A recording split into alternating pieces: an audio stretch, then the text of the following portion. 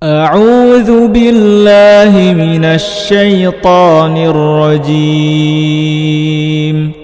بسم الله الرحمن الرحيم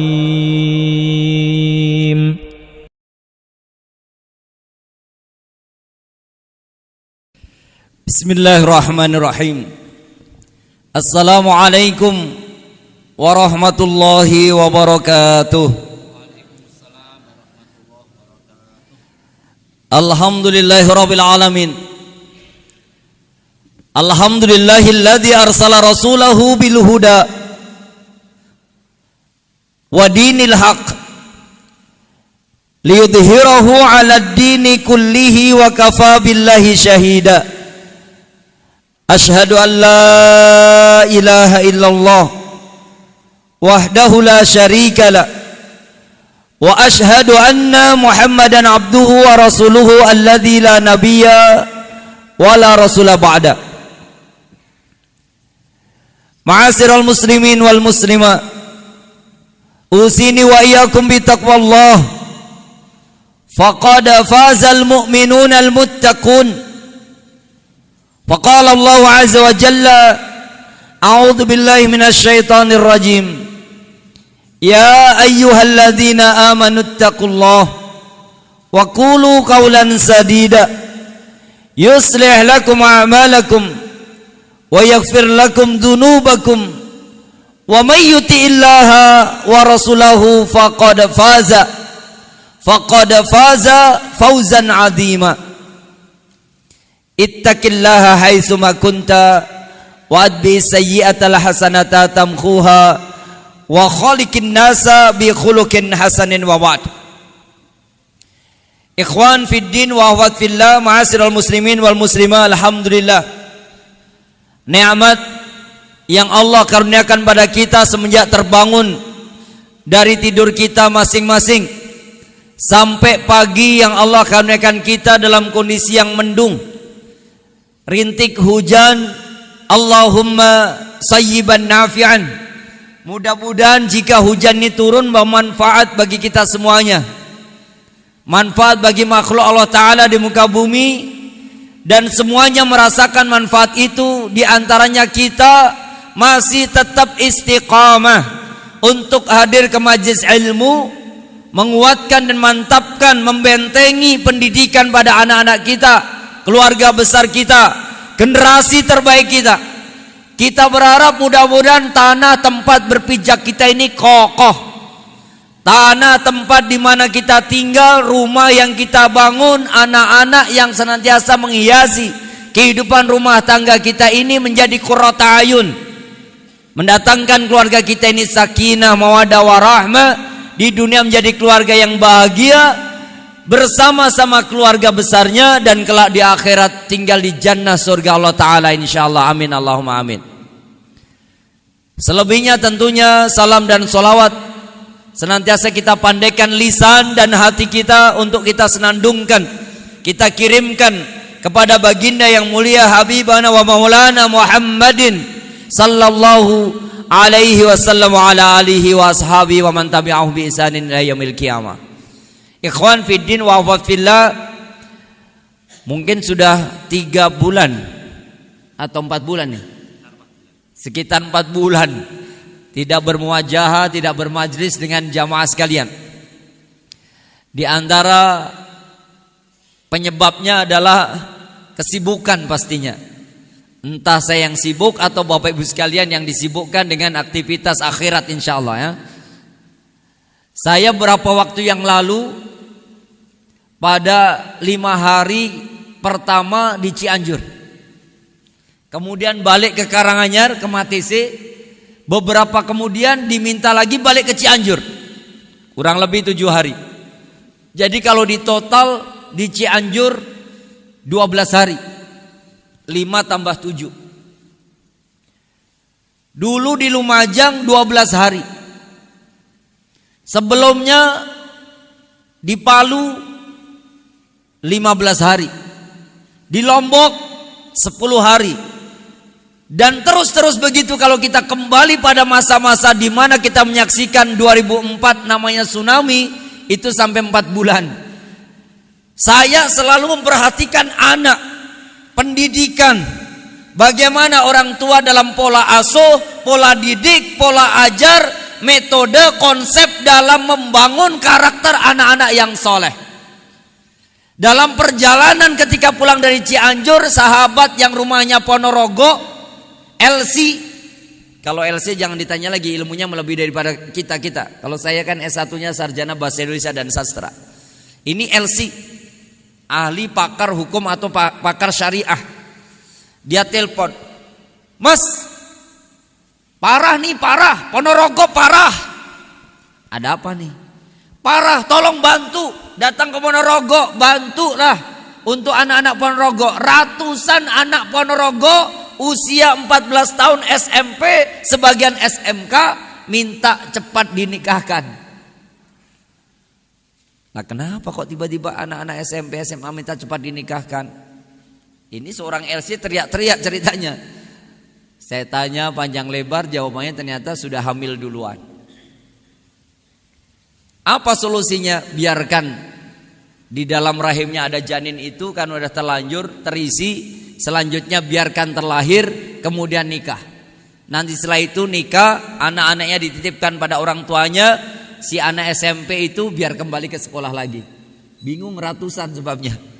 Biarkan dia sekolah pakai seragam biru putih walaupun statusnya sudah mbok-mbok ya. Bingung kita ini, Pak. Ratusan. Begitu itu perjalanan pulang dari Cianjur, jadi teringat Cianjur.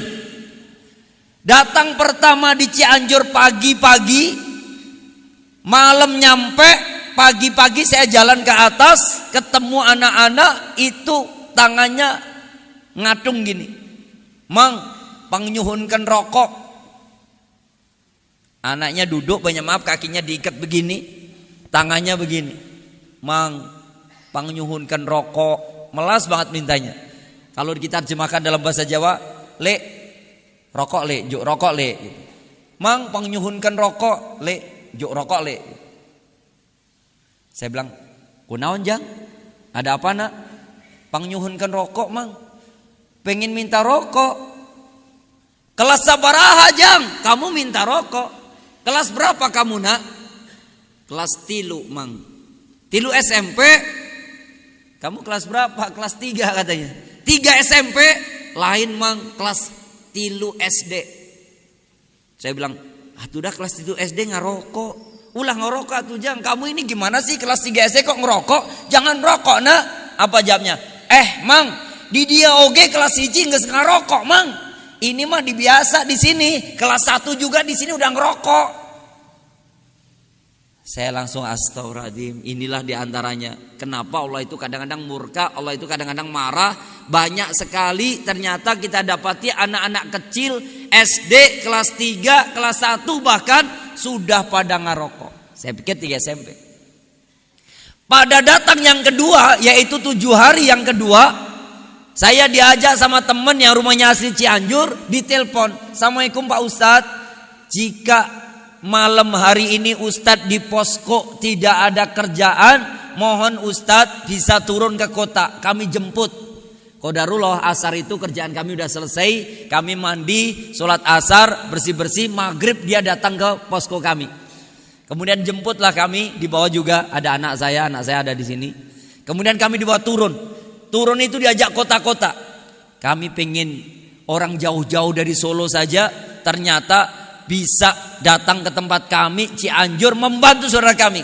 Saya ceritakan, bahkan di atas ada rumah warna oranye, itu tertulis, "Terima kasih kami ucapkan sebesar-besarnya jazakumullah khairan kepada masyarakat Tawangmangu yang telah membangun huntara untuk kami, hunian sementara per unit 5 juta." Tertulis Tawangmangu. Saya langsung, kok Tawangmangu kok rateseh yo? Enggak tertulis terima kasih pada orang Matese, enggak ada. Saya keliling sama anak saya, enggak ada Matese, ada juga Tawangmangu, Karanganyar, kok enggak Matese ya? Kenapa Tawangmangu? Naik lagi kami cari lagi.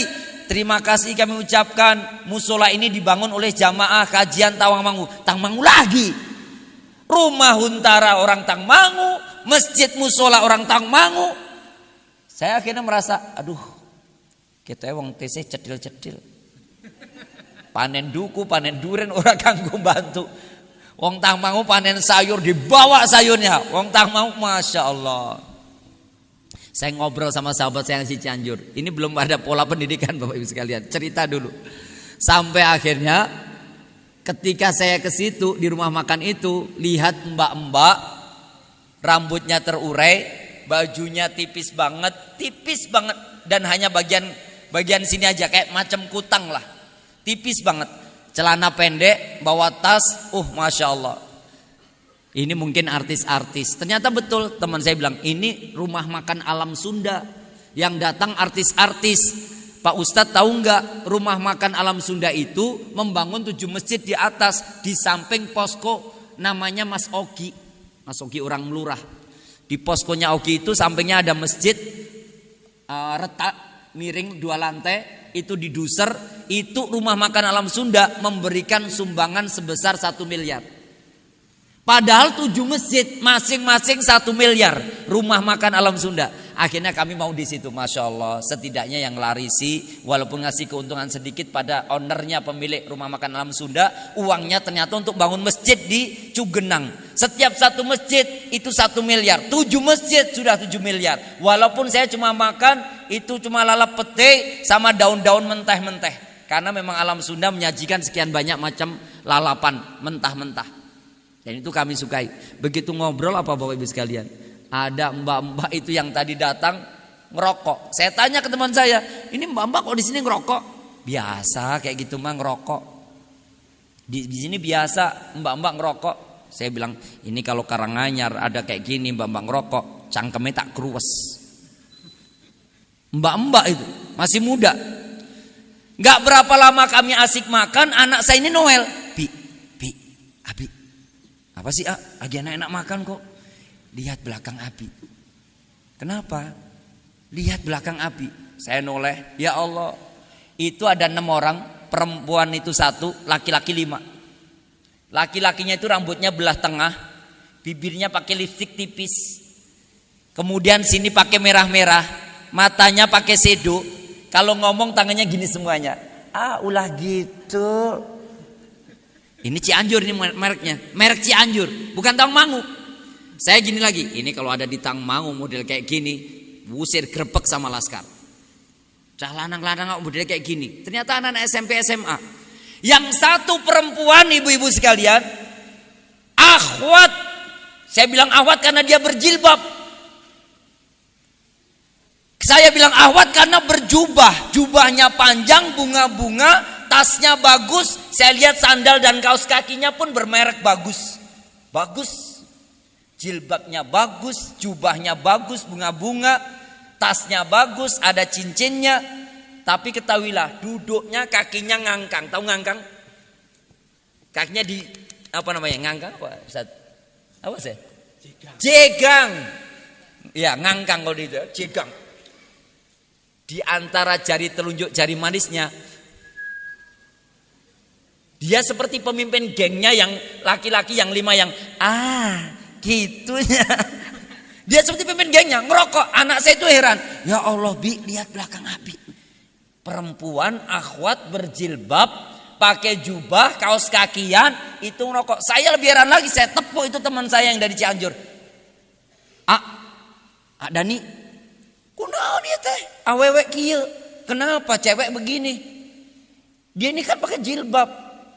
Wios Ustad, wios. Ulah ditinggalan atuh. Udah Ustad, jangan dilihat, gak usah dipandang. Di sini mah udah biasa. Mau berjilbab, mau gak berjilbab, di sini biasa. Kalau sampai Tawangmangu saya bilang Karanganyar saya ada akhwat berjilbab, berani kayak gitu, mulutnya bakal dibikin jontor sama laskar. Saya bilang, hati-hati nih. Ternyata model akhwat berjilbab itu ngeri banget. Mimpin geng 5 yang mestinya sterek malah kebalik. Dunia antah berantah, saya lihat ini ngeri. Bagaimana gak dihancurkan negeri kita ini? Bagaimana para bapak dan ibunya sebelum terjadi peristiwa Cianjur, cara, pola, metode mendidik anak-anaknya? Kenapa setelah kita tanya mereka hanya siswi kelas SMK saja, anak SMP saja, mereka sudah dengan pergaulan yang amat sangat dahsyat merusaknya. Semua semata-mata lagi-lagi karena gadget, HP, setan gepeng ini. Mayoritas. Kalau ditanyakan faktor utamanya ini. Pergaulan mereka begini. Dan belum lama setelah pulang dari Cianjur itu, kita mendengar kabar ternyata sama terjadi di Kartasura. Seorang anak perempuan usia 14 tahun, dia chattingan. Di-chattingan sama laki-laki, kemudian dikencani di salah satu hotel di Kartasura, dibayar 300 pada pertemuan pertama. Laki-lakinya ketagihan, minta lagi pindah hotel, minta dibayar lagi 300 pertemuan kedua. Yang ketiga, laki-laki ketagihan lagi, sudah terlalu malam, dia bilang ke perempuan itu, anak 14 tahun 2 SMP, aku mau sama kamu lagi. Udah terlalu malam, aku gak sanggup. Tak bayar deh, lebih dari tadi. Ya udah, kalau mau 600. Jangan kayak yang pertama kedua. Pertama tadi hotel pertama 300. Kedua 300 lagi. Ini 600. Ayo pindah hotel. Ternyata laki-laki tadi uangnya habis. Sampai di jalan ngerengek 600. Kemudian setelah itu perempuan ditusuk sampai 7 tusukan. Perut juga udah amburadul. Kemudian diterungkapkan di belakang sebuah kantor di Kartasura. Setelah perjalanan dari hotel menuju hotel selanjutnya. Ditemukan meninggal. Ternyata dia seorang siswi yang baik, yang senantiasa berjilbab kalau sekolah, roknya pun panjang. Kalau pulang sekolah, rok, jilbab, semuanya yang panjang itu dilepas, ganti pakaian yang mengundang syahwat para laki-laki. Dan laki-laki yang mengencani dia dari chattingan itu ternyata pegawai, pekerja, orang yang biasa di lampu merah dengan badan yang penuh warna silver. Manusia silver. Kartasura, ini bukan fiktif. Saya minta cek teman-teman Laskar, tolong cek kebenarannya, apa benar ini fakta ada anak perempuan begini. Betul, tempatnya ini tempatnya, ini kejadiannya di sini. Ini bekas mayatnya ditemukan di sini tergeletak. Dari mana semuanya faktor? Gadget, HP. Hampir-hampir semuanya. Maka Bapak Ibu sekalian, mari kita buat pola, metode, konsep, pola ajar, pola didik, pola penerapan untuk mentarbiah anak-anak lebih bagus daripada pola yang dimiliki oleh dinas pemerintah miliknya negeri kita ini. Bukan menentang pemerintah ini Ustaz. Kita memang out of the box. Kita keluar dari kerangka orang pada umumnya berpikir untuk mendidik anak-anaknya. Kasihan yang sekolah SMP negeri. Ilmu agama dikurangi begitu drastisnya.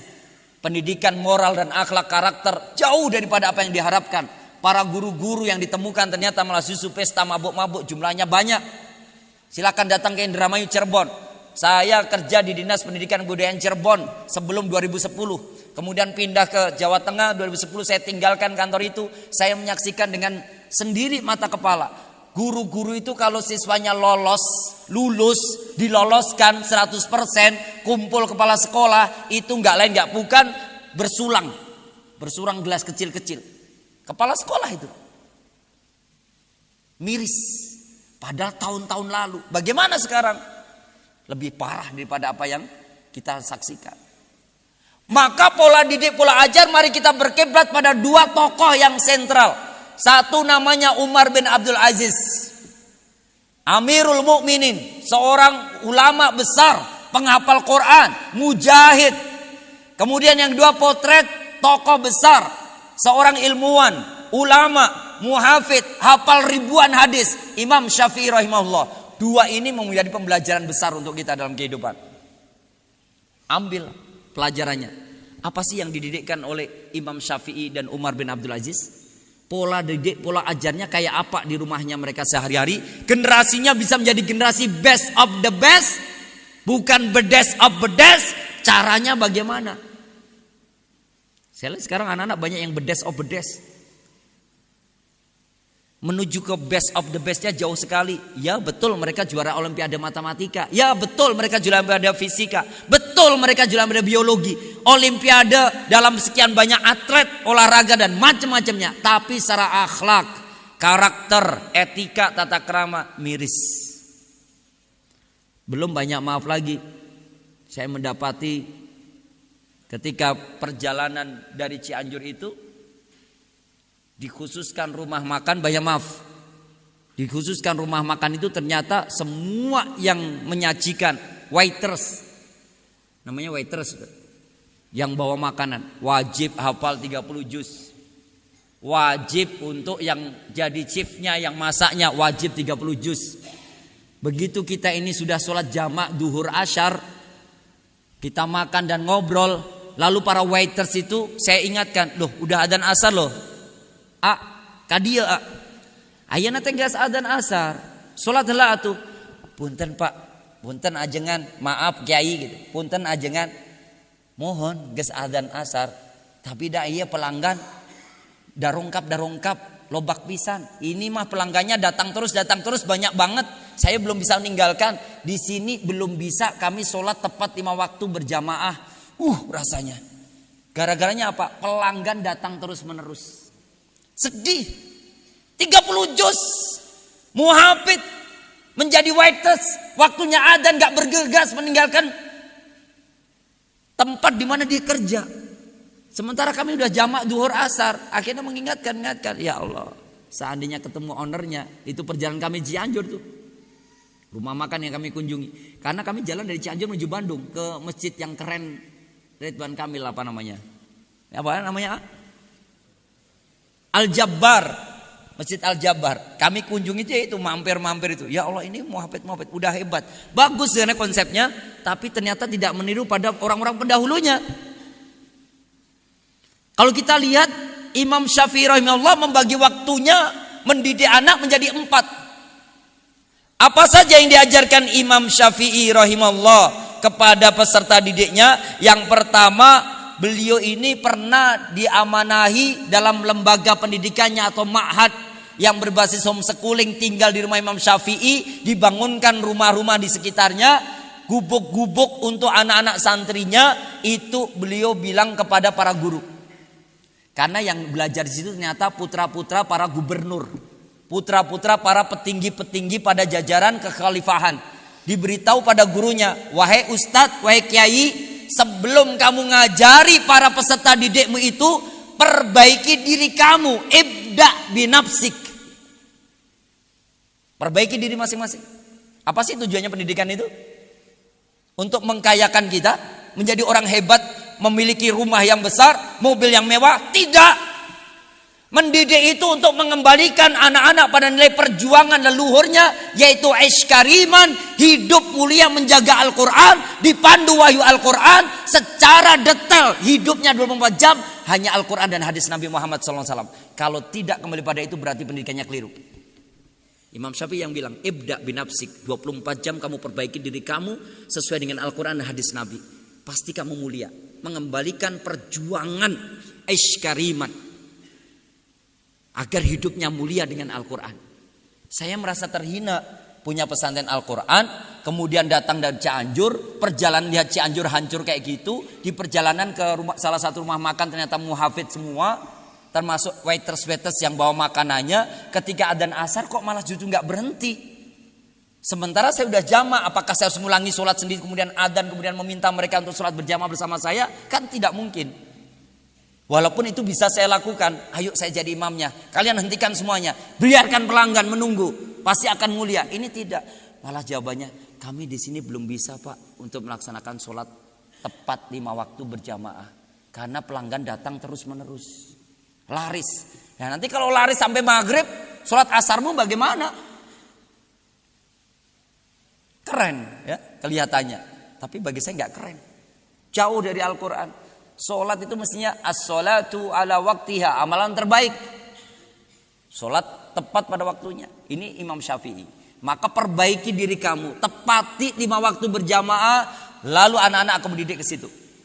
Ya. Akhirnya saya ceritakan pengalaman Cianjur itu. Bagaimana Cianjur ini nggak rusak? Pondok pesantren yang rusak itu banyak, santri yang jadi korban tertimbun reruntuhan bangunan, baik yang meninggal maupun luka, patah tulang banyak. Kami datang ke Al-Kausar 1, Al-Kausar 2 kami kunjungi. Kami juga datang kepada Al-Haramain. Kami datang kepada Darul Ilmi. Kami datangi pesantren itu. Hampir semuanya muhafidh-muhafidhoh. Kader-kader para penghafal Quran. Diperuntukkan ternyata untuk sebuah rumah makan yang tadi saya kunjungi. Yang saya kisahkan. Saya nggak usah sebut namanya. Menjaga kode etik bagaimana kiainya, ajengannya yang belum pernah saya temui. Karena saya menginginkan untuk ketemu sama beliau, belum bisa ketemu. Saya ingin menyampaikan saja ajengan lebih mulia kalau para penghafal Quran yang menjadi waitress, yang sedang masak jadi koki, yang sedang nunggu di kasir. Kalau adzan itu berkumandang, silahkan pelanggan nunggu dulu. Waktunya nggak nyampe 5 menit, semua yang ada di rumah makan itu sholat berjamaah. Keren. Bukan malah justru menunggu pelanggan datang lagi. Sudah terlanjur pesan, kasihan nunggunya terlalu lama. Justru ketika nunggu terlalu lama itu kan berpikir, Masya Allah ini rumah makan luar biasa. Kami sampai nunggu lebih dari 10 menit karena mereka sedang sholat. Masya Allah, diwajibkan sholat berjamaah. Belum temukan saya. Mudah-mudahan nanti akan bermunculan di negeri kita ini. Terusnya Tawangmangu, rumah makan yang begitu modelnya. Sholat tepat 5 waktu, meninggalkan para pelanggan-pelanggannya. Mulia di hadapan Allah Ta'ala. Walaupun dianggap oleh manusia banyak bulian, banyak hinaan, banyak cercaan. Gimana sih rumah makan ditunggu 10 menit, 15 menit, gak keluar apa-apa. Pesanan dari tadi, mau sampai kapan dikasih? Ya, biarlah dia ngomel-ngomel. Yang penting kita gak diomelin Allah. Ya, cara ngomelnya Allah bagaimana? Marahnya Allah itu gempa bumi, likuifaksi, tsunami dan lain sebagainya. Enggak tepat di waktunya. Imam Syafi'i mengatakan, perbaiki diri kamu sebelum kamu memperbaiki santri-santri kamu. Ibda binafsi. Perbaiki pola pendidikan kita. Ayah-ayah ini memperbaiki diri, memantas diri menjadi ayah yang soleh, memantas diri menjadi bunda yang solihah, baru mengajak pada anak-anaknya. Jangan teriak-teriak melulu Rabbi habli minas solihin. Tapi selanjutnya ternyata kita nggak pernah memantasi jadi anak yang soleh bagi orang tua kita. Hanya meminta anak kita jadi anak soleh, sementara kita tidak memantasi menjadi anak yang soleh buat orang tua kita. Kita pun harus memantasi jadi anak yang soleh, karena kita sudah posisinya ayah yang soleh, bunda yang solihah. Yang kedua, ajari anak kamu dengan Al-Quran, dengan lembut dan pelan, bukan dengan kekerasan. Baca biografinya Imam Syafi'i. Ternyata seorang muhafid Quran dan hadis. Hafal Quran 30 juz plus tafsir, bahkan hadis ribuan, lebih dari 5.000. Sejak usia 9 tahun. Ya. Coba ajarkan Al-Quran dengan cara yang lembut, bukan dengan kekerasan. Saya jadi melihat sekarang, maat kita ini begitu.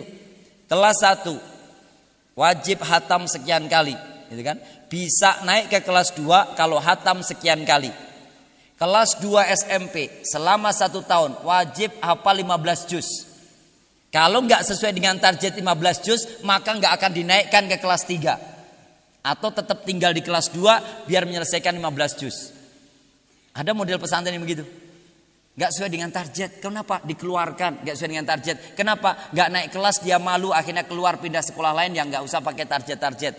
Saya melihat Imam Syafi'i maupun nanti Umar bin Abdul Aziz, ternyata tidak memaksakan harus segera 2 tahun, 3 tahun, segera 30 juz. Enggak.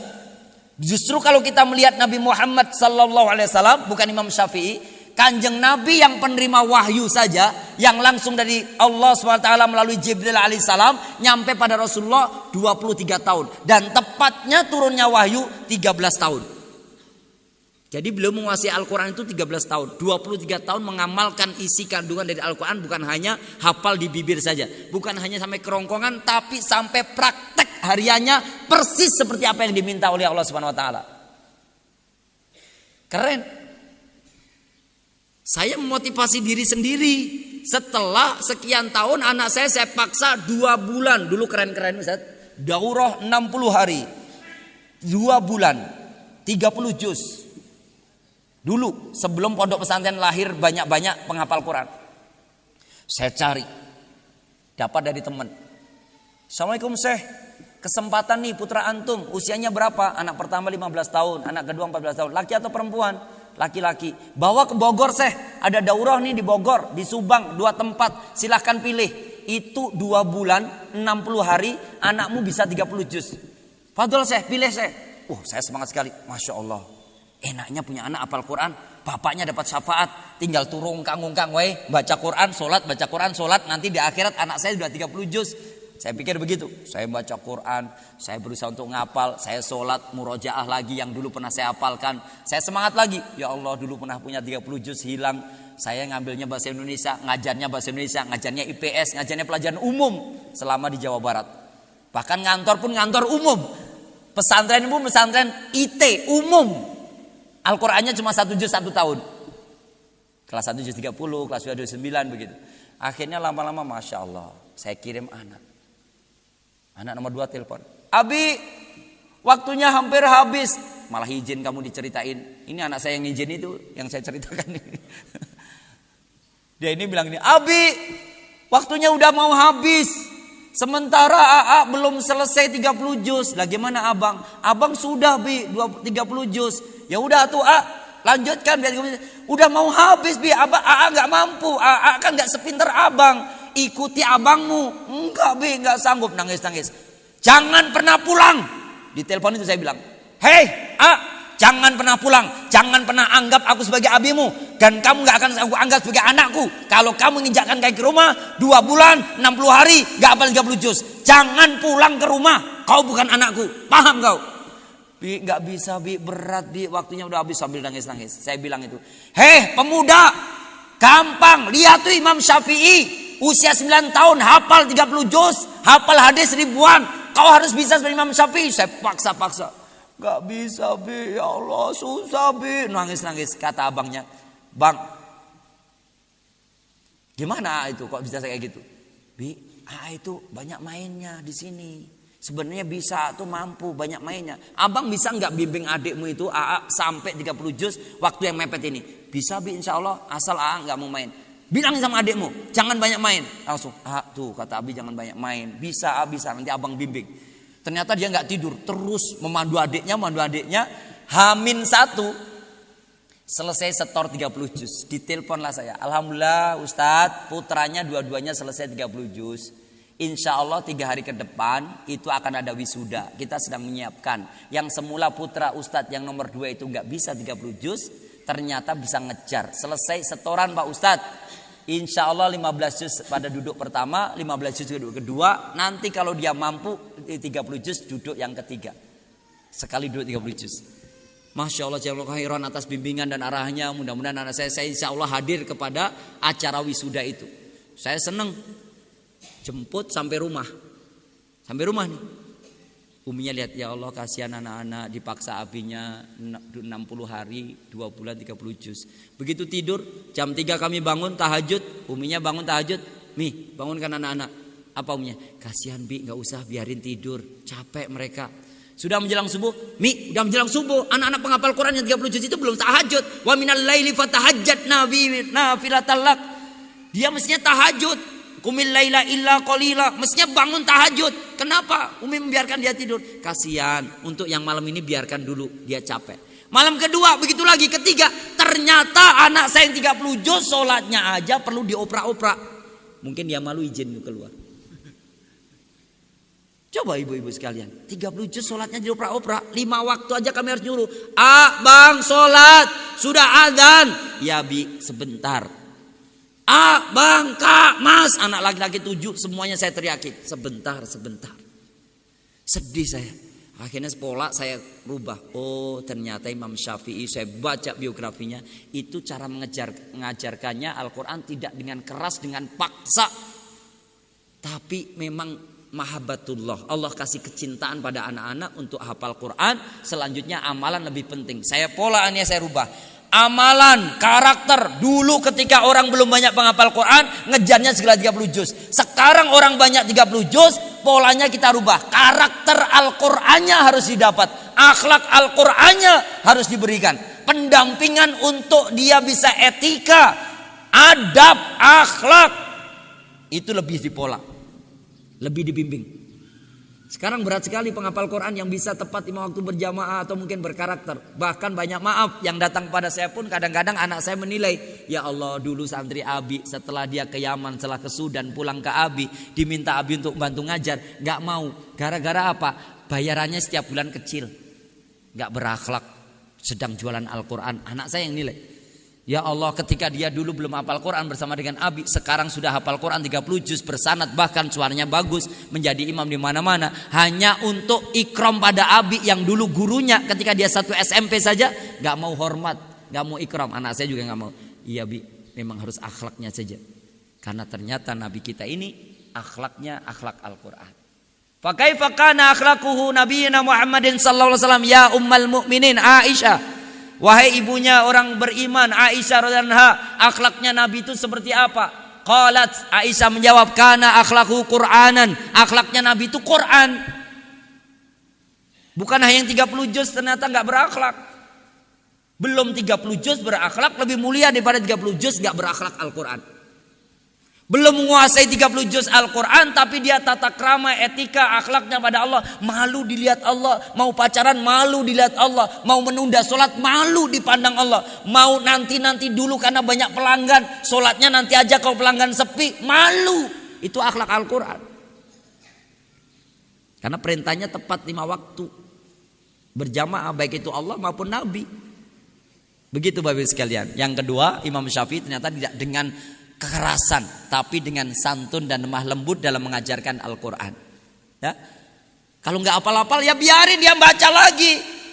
Masa 3 tahun nggak 30 juz, yang lain 2 tahun 30 juz, dia 3 tahun nggak apal-apal. Biarkan. Dia memang belum mendapatkan cinta Allah untuk 30 juz, tapi akhlaknya dia bagus. Dia mau membaca Al-Quran, dia mau sholat tepat 5 waktu berjamaah, dia mendoakan doa pada orang tua terus menerus, bukan hanya 5 waktu sehari semalamnya, tapi terus mendoakan orang tua. Bahkan dia mau berkhidmat pada ulama-ulama, dia mau membela Al-Quran sehidup sematinya. Itu keren. Itu best of the best. Memang sekarang harus kita buat out of the box. Sudah banyak penghafal Qurannya, rumah Qurannya pun banyak sekali. Kita kadang-kadang silo, anak saya nggak hafal-hafal. Itu cah cilik-cilik wis 30 juz, nggak apa-apa Bapak Ibu sekalian, jangan pesimistis.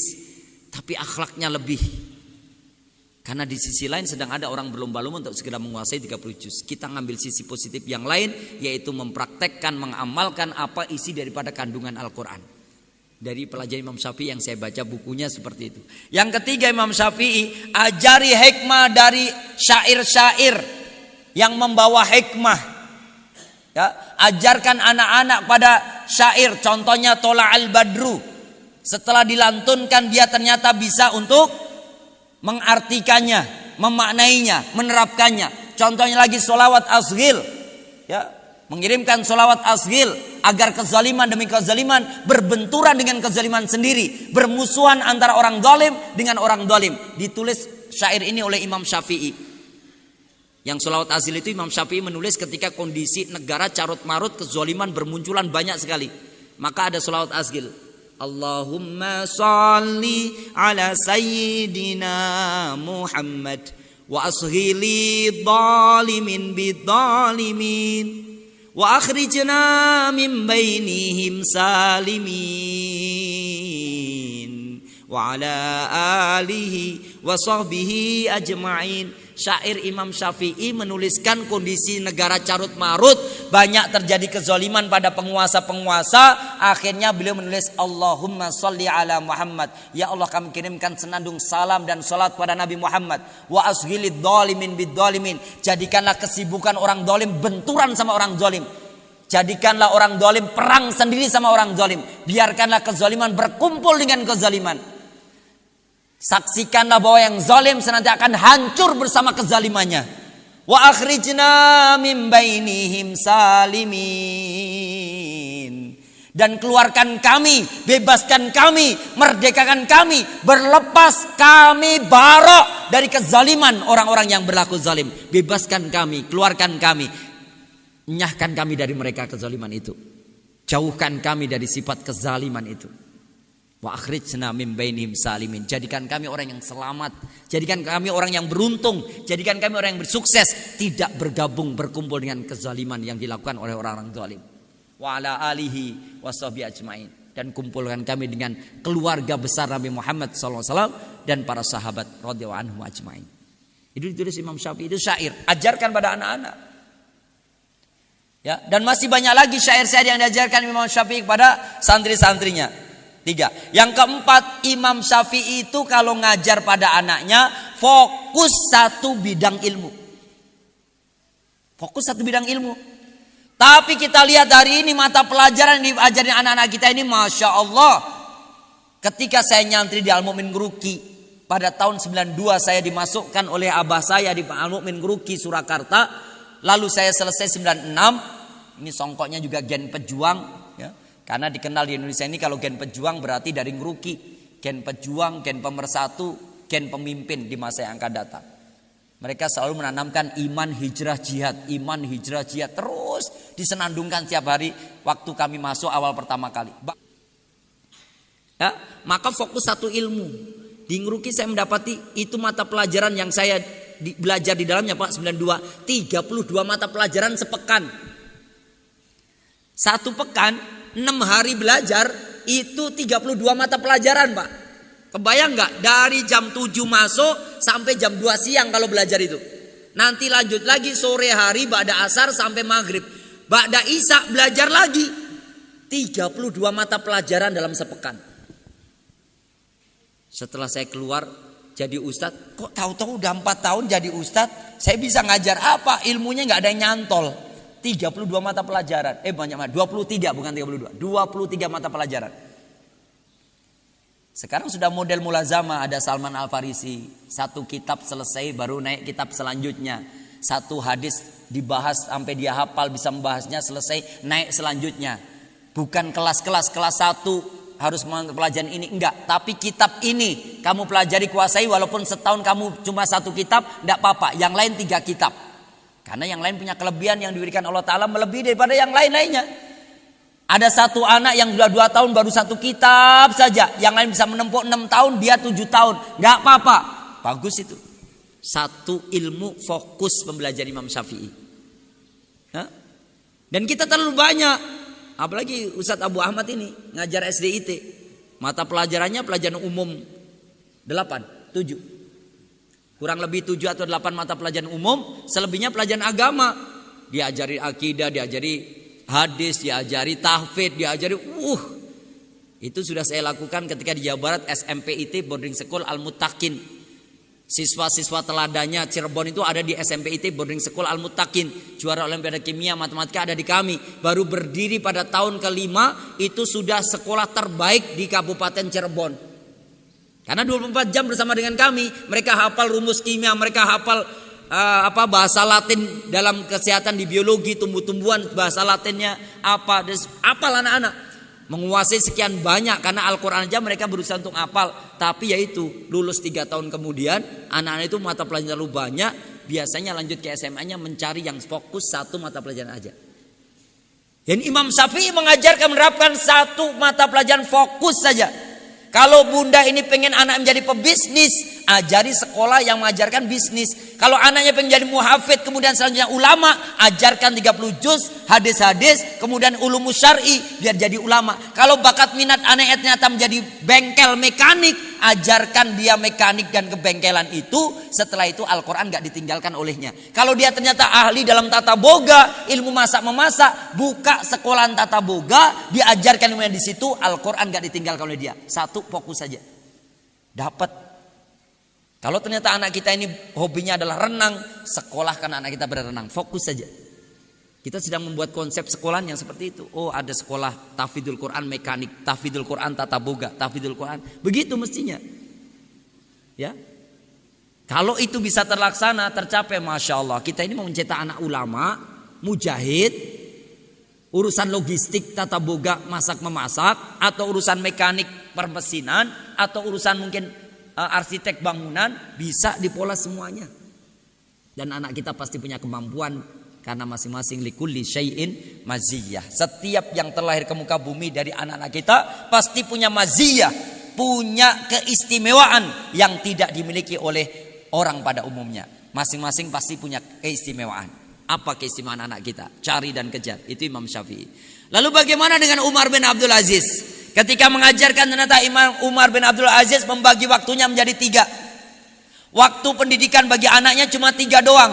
Tidak seperti Imam Syafi'i, tapi sama-sama mengajarkan Al-Quran lembut, tidak memaksa.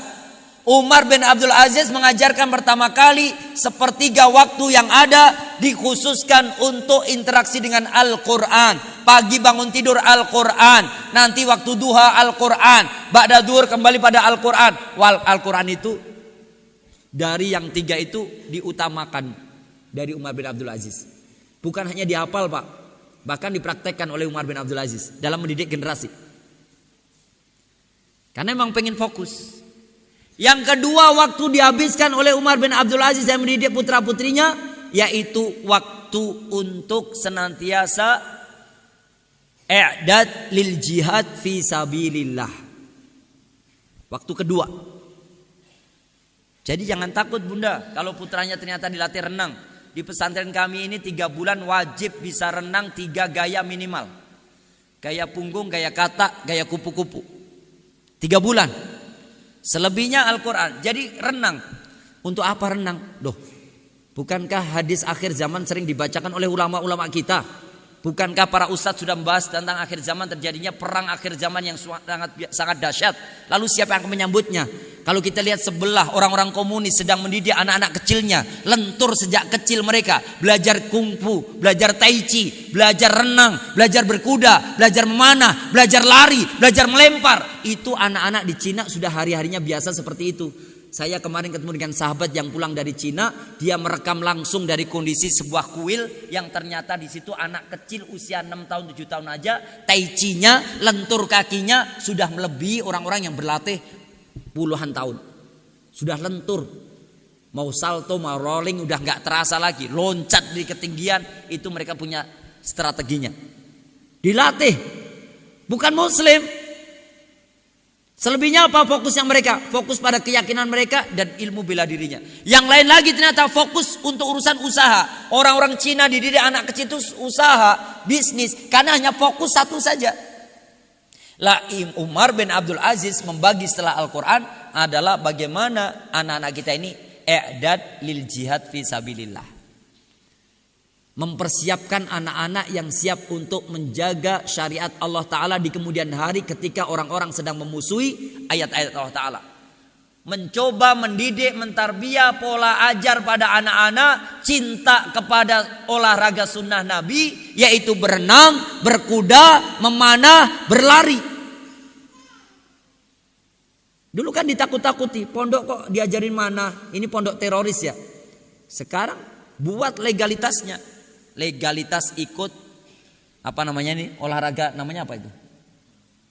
Persatuan memanah lah ya. Ada persatuan memanah dengan payung hukum yang jelas, memanah lah. Apalagi stable sudah banyak sekarang model stable berkuda. Hampir semua orang-orang Cina anak kecil pada satu sudut-sudut kota mereka juga ada padepokan ngajarkan anak-anak kecil untuk mahir berkuda, jadi joki-joki handal. Mereka bisa berkuda sambil memanah. Mereka bisa berkuda sambil melontar tombak. Mereka bisa berkuda sambil, itu udah diajarkan di Cina. Ini bukan fiktif, ini kawan yang baru pulang, orang Karanganyar. Baru pulang dari Cina, menyaksikan betul. Itu mereka luar biasa. Tapi jangan kalah, jangan pesimistis Pak Ustadz. Anak kita punya Allah. Maka jangan sampai ikhtiarnya kita ini hanya sebatas duduk manis menghafal Quran. Harus berkuda juga. Harus memanah juga, harus berenang juga, harus berlari kencang juga, harus melontar tombak juga, melempar kerikil juga. Harus punya granat juga, bahasa kerennya begitu. Tapi kan gak mungkin kita orang sipil punya granat. Maka panahlah, maka lontarlah kerikil, maka bikinlah ketapel, pinteng, ya. Bikin pinteng, ya. Pelinteng, ya. Gawe pelinteng. Dan anak kita bisa melintengi pelem tonggoy. Maksudnya punya ketapel yang dia bisa olahraga. Fokusnya kemana ini? Setelah dijepretkan arahnya kemana? Bukan pada mangga tetangga atau rambutan atau duren tetangga. Tapi pada fokus arah titik yang harus dituju dalam arah panahan atau mungkin ketapel ke arah mana. Ini Umar bin Abdul Aziz. Ternyata anak-anaknya hebat pada masanya. Menguasai sekian banyak kegiatan fisik dan pemuda yang kuat imannya, fisiknya bagus, itu lebih baik, lebih dicintai Allah Ta'ala daripada pemuda yang ingah-ingih. Ya. Ini para bunda sering ke atas ke jalan baru menuju ke Cemoro Kandang enggak? Saya sudah dapati loh ini, tipe-tipe laki-laki yang takut debu. Naiknya mobil berempat, kadang berlima, dari bawah kota entah Boyolali atau Solo naik ke atas. Nanti kemudian naik ke atas apa yang nggak ada atap itu, yang nggak ada atap, rumah makan yang 3 lantai atasnya nggak ada atap. Namanya rumah makan apa tuh? Pokoknya mereka bisa menyaksikan Mongkrang. Lah ketika kami naik ke atas menyaksikan Mongkrang itu, ternyata ada rombongan, mobilnya bagus, parkir. Loh, rombongan tuh keluar, ya Allah, sudah model pakaiannya itu sebenarnya adalah Supino tapi menjadi Citayam, ya. Jalan naik tangga itu linggak-linggak. Hah, wis enggak kuat aku lempah. Saya ke atas kayak engkau munggah ini tak gajul tenan. Rasanya gitu. Kalau sampai lantai 3 tak gajul, tendang, balik. Enggak mau lantai 3 ini diisi laki-laki gitu. Sampai lantai itu naik dia itu di lantai 2 mau ke 3. Wis kene wae aku wis ra kuat, lempah. Nocah papat lanang kabeh badannya sterek-sterek kok ngomong lempoh. Ra kuat aku lempoh kan mending. Ra kuat aku lempoh. Wah, saya itu ada menduan padahal. Di atas sama teman lagi. Ngapain tat? Saya paling enggak suka lihat laki-laki model kayak gitu. Lebih banget sih. Saya tanya, "Dari mana, Mas?" "Solo, Pak." "Mana?" Ngomongnya Solo ngono wae. "Solo." Hah? Sumpeli bakwan weh. Cah lanang ngomongnya. Enggak suka saya. Ini sudah mulai modelnya, Pak. Bagaimana mau diajak memanah? Saya tanya agamanya apa? Muslim mereka. Ya sama dengan Bapak. Kan lihat saya pakai jubah. Saya juga Islam, sama dengan Bapak. Wah. Mangkal Ustaz ya kayak gitu tuh. Saya sampai bilang ke Laskar, Labaik saya bilang gini, nanti kali-kalinya tolonglah Labaik itu naik ke atas kalau ada yang kayak gitu tuh geruduk. Jangan sampai menyebar pada anak-anak karena datangnya ke Tangmangu, kampung kita, negeri kita jaga. Kalau ada anak dari jauh-jauh datang modelnya kayak gitu, usir, sweeping, nggak boleh. Yang gagah, laki-laki tunjukkan gagahannya, pemberani, nggak ingai-ingi, nggak pelangap-pelungu, nggak papoh, sat-set, das-des, buat-but. Lanang kok. Ini sudah model ini anak SMP SMA dibuat kayak gitu. Dari ini semua. Karena nggak terbiasa diajak lari, nggak biasa naik gunung. Bapak Ibu sekalian, i'dad li sabilillah. Anak saya 7 kemarin saya bawa daki gunung semua. Pada tanggal 2 Januari 2023, 7 anak laki-laki saya bawa semuanya. Semuanya daki. Kata yang laki-laki yang paling kecil, nomor 8 anak saya laki-laki, itu Daeng, itu usia dia hari ini 6 tahun.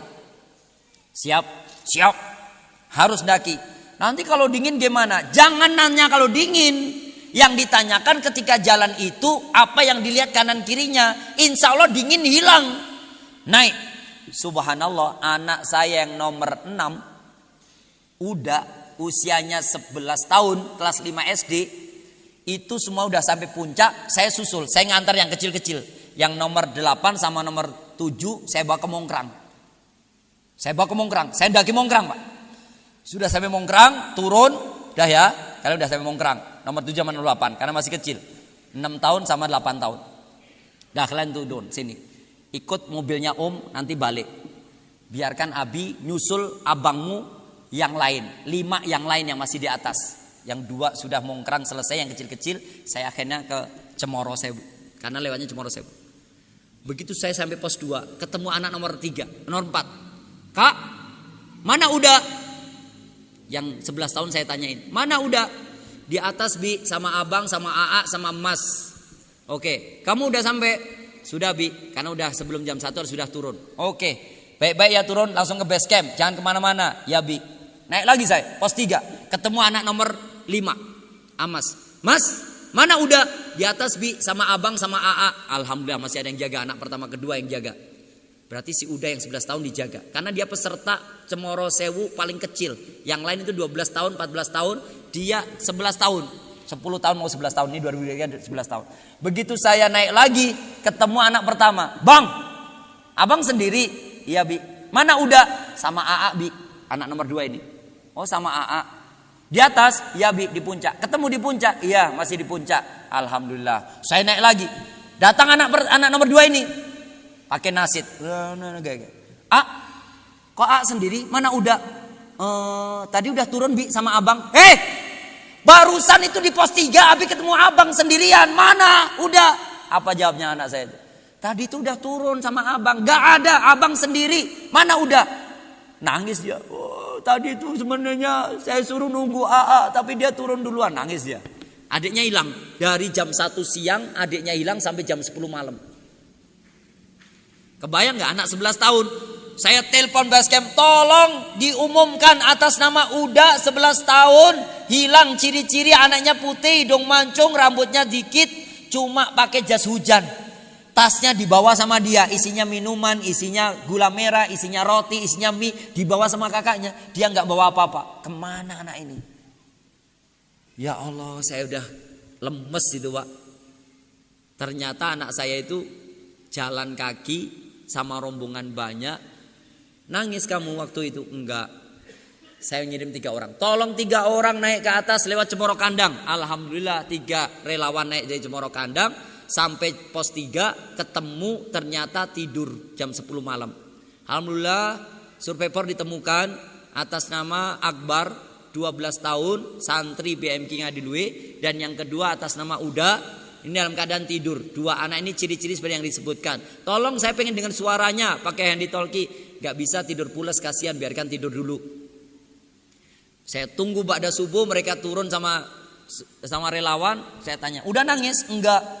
Udah sampai mana ini? Pos 1 Bi, boleh nanti kalau udah sampai bawah udah makan soto. Apa nak? Udah pengen makan soto biar hangat badan udah. Siap, semua warung di Cemoro Kandang jualan soto.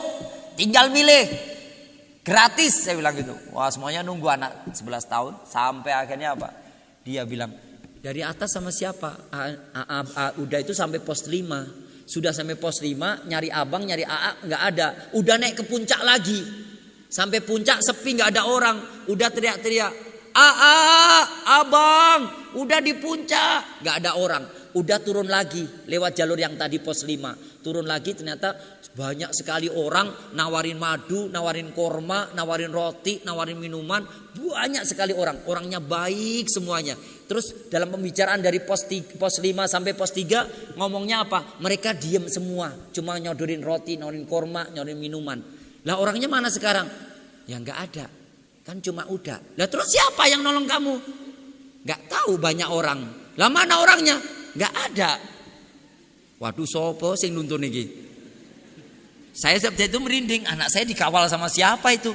Banyak orang ngasih madu, ngasih roti, ngasih korma, sampai diantarin pos 3. Dan sampai pos 3 itu udah suruh tidur. Di situ ada kasur, ada bantal, ada selimut. Udah suruh istirahat kan udah malam. Nah terus tidurnya? Ya nggak tahu, ketemunya sama ustadz-ustadz yang 3 yang jemput Uda. Lah yang lain nggak ada. Mereka mungkin udah turun duluan. Siapa? Udah sempat tanya nggak? Cirinya bagaimana? Bawa tas besar, bawa tongkat. Orang muda atau orang tua? Ada yang tua, ada yang muda. Ada anak kecil? Nggak ada. Ngomong apa ke Uda? Ditanya namanya siapa, anaknya siapa gitu? Nggak nanya apa-apa. Waduh, siapa ini? Saya khawatir tuh hantu Cemoro Kandang. Tapi alhamdulillah anak saya ketemu dari jam 1 siang sampai jam 10 malam ketemunya. Cukup lama ya. Jam 1 siang sampai 10 malam. Baik. Polanya diajarkan edat. Anak kecil aja saya bawa ke gunung. Dan turunnya dari Cemoro Sewu itu kami jalan kaki sampai BMK lagi. Karena kami menyaksikan hari ini banyak sekali anak-anak suruh jalan kaki males. Karena sudah ada motor metik yang dibawa kemana-mana. Cek sekarang.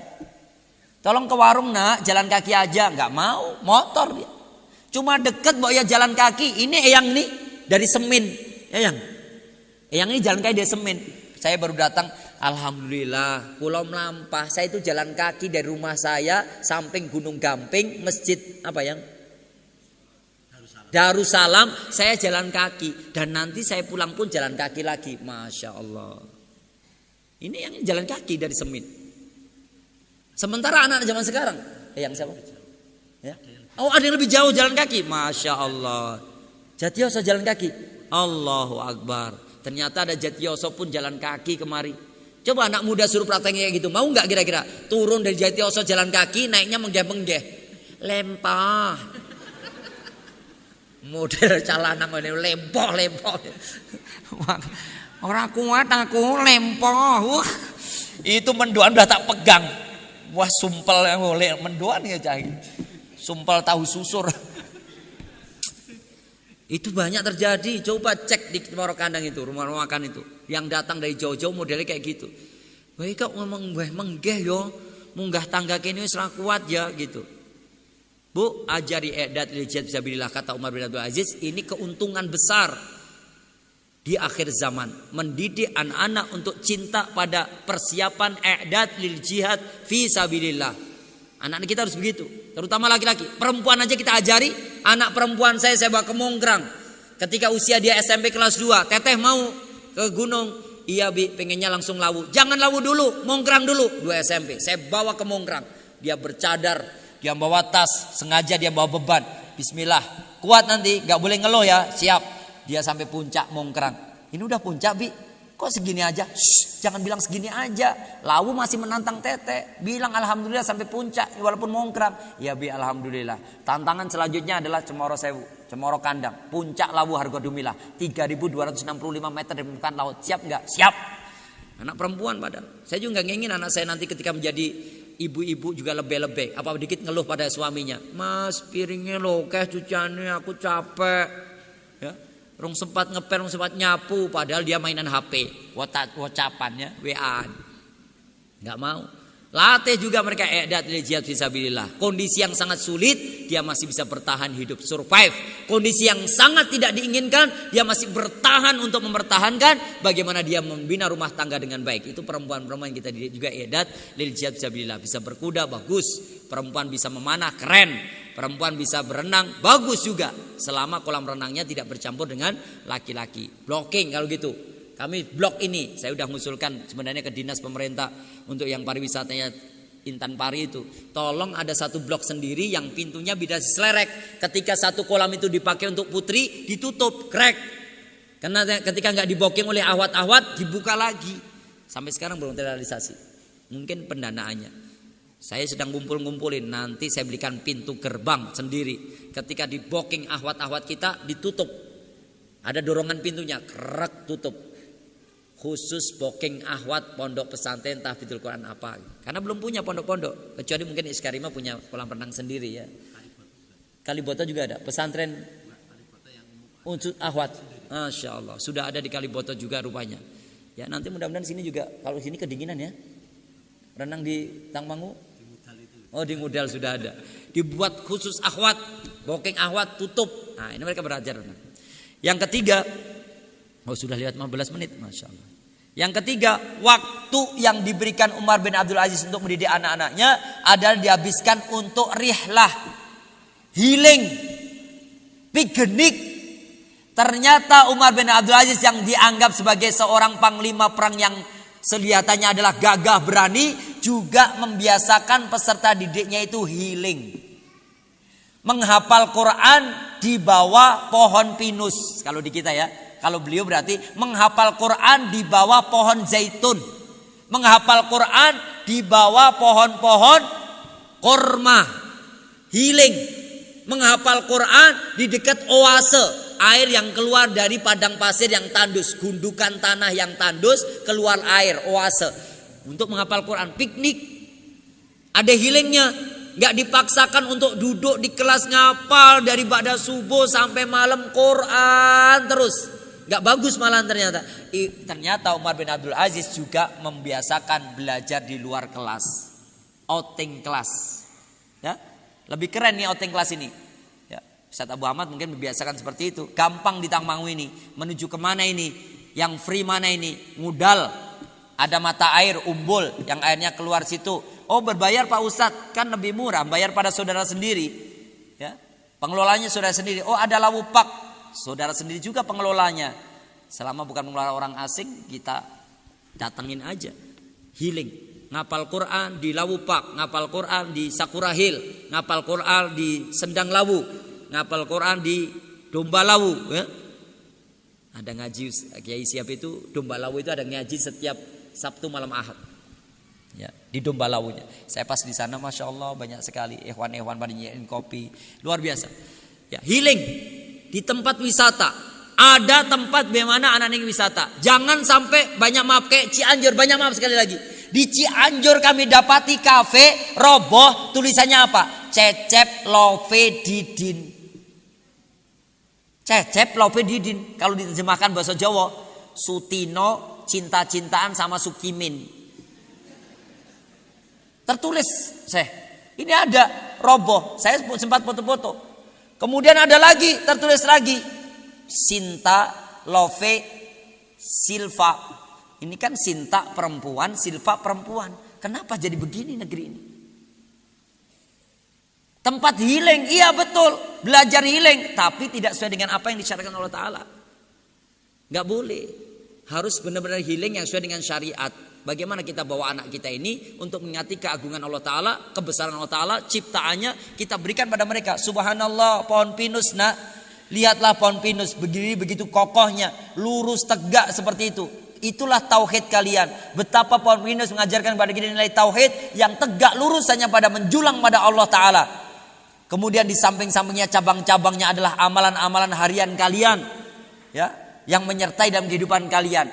Syariat yang menyertai kehidupan kalian. Belajar dari pohon pinus, belajar dari pohon yang ada di hutan, belajar dari pohon, belajar dari mata air, belajar dari segala macamnya. Healing itu penting ditanamkan. Dan kesamaannya antara Umar bin Abdul Aziz dan Imam Syafi'i rahimahullah, ternyata kesamaannya sama-sama dalam mengajarkan Al-Quran tidak dengan cara paksa. Sama-sama mengajarkan Al-Quran dengan cara yang lembut dan sopan santun. Sehingga semua peserta didik Umar bin Abdul Aziz dan juga Imam Syafi'i punya karakter, etika, tata krama, ngenger kepada Umar bin Abdul Aziz, ngenger pada Imam Syafi'i rahimahullah. Yang diajarkan adalah akhlak dan karakternya. Ingat Bapak Ibu sekalian, akhlak dan karakternya. Maka santri itu kadang-kadang akhlak karakternya nyontoh para kiainya, para guru, para ustadz-ustadznya. Cara berpakaian pun kadang-kadang niru para ustadz, para kiainya. Cara bicara, kehidupan hari-harinya niru pada kiainya. Tinggal kita mau poles anak kita ini seperti apa. Cari, sekarang sudah banyak model pondok pesantren yang mengajarkan itu semuanya. Bahkan pesantren mekanik, pesantren ngelas, itu ada PPWE, Pondok Pesantren Weekend, yang ada di Profesor Dr. Triyono STMT. Beliau adalah guru besar tentang logam yang ada di UNS 11 Maret, punya pondok pesantren Weekend yang hanya masuk Sabtu dan Ahad saja. Khusus untuk orang-orang dewasa, mahasiswa-mahasiswa. Bahkan kalau anak umum SMA yang ternyata pengen berbiaya, enggak berbiaya atau beasiswa gratis, itu diajari di sana ngelas. Ya, tempatnya ada di Jaten. Itu sudah ada sekarang. Mungkin akan bermunculan yang lain lagi. Sekolah khusus untuk tata boga, biar mereka bisa masak, cara menyajikan makanan yang enak, cara mengolahnya dan sebagainya. Besoknya lagi mungkin tata busana, cara menjahit, cara bikin jubah, jilbab dan lain sebagainya. Terus akan ada berkembang seperti itu. Dan itu semuanya mengajarkan Al-Quran dengan lembut dan santun. Wallahu a'lam bishawab. Lewat 20 menit dari jam 7, banyak maaf atas waktu yang tersita, terpakai semata-mata karena keinginan saya untuk mengembalikan bagaimana konsep pendidikan anak kita ini, mengacu dan mengambil dari pola ajar, pola didik, pola asuh, pola tarbiyah dari pendahulu kita yang baik, best of the best, agar anak-anak kita sesuai dengan apa yang Allah karuniakan. Kullu ya'malu ala syakilati, kemampuan yang dimiliki anak kita ini tersalurkan sesuai dengan apa yang Allah amanahkan pada mereka, sehingga semuanya akan membawa manfaat bagi manusia yang lain. Dan kelak dengan Al-Quran yang mereka pelajari, walaupun mereka baru gigih belajar 30 juz belum sampai menguasainya, kelak mereka juga akan mempersembahkan mahkota dan jubah kebesaran buat orang tuanya, dan seluruhnya akan kembali berbondong tinggal di istana surga Allah Ta'ala dengan Al-Quran insyaallah. Amin Allahumma amin. Aku lu qouli hadza wa astaghfirullahaladzim inna wallahu rahim walhamdulillahirabbil alamin. Wassalamualaikum warahmatullahi wabarakatuh. Waalaikumsalam warahmatullahi wabarakatuh. Syukuran jazakumullah khair dumateng Al-Ustaz Samsudin Asrori ingkang sampun aturaken tausiah ing wonten ing kaludangan enjang punika. Subhanallah Bapak Ibu, dangu mboten mirengaken tausiah saking Ustaz Asrori ingkang menggelora semangat. Mugi-mugi napa ingkang sampun katur 4 pola pendidikan ingkang dipun ajaraken dening ulama kita Imam Syafi'i, ugi 3 pola saking Umar bin Abdul Aziz nggih menika mangke saged kita amalaken wonten ing keseharian kita sami anggenipun didik pribadi kita minangka tiyang sepuh ugi putra-putri kita sami. Mugi dados generasi ingkang unggulan, generasi Islam ingkang beto kemuliaan, kamulian dumateng agami, dumateng tiyang sepahipun, dumateng masyarakatipun, kesaenan saya wonten ing donya ugi wonten ing akhirat benjang. Allahumma amin.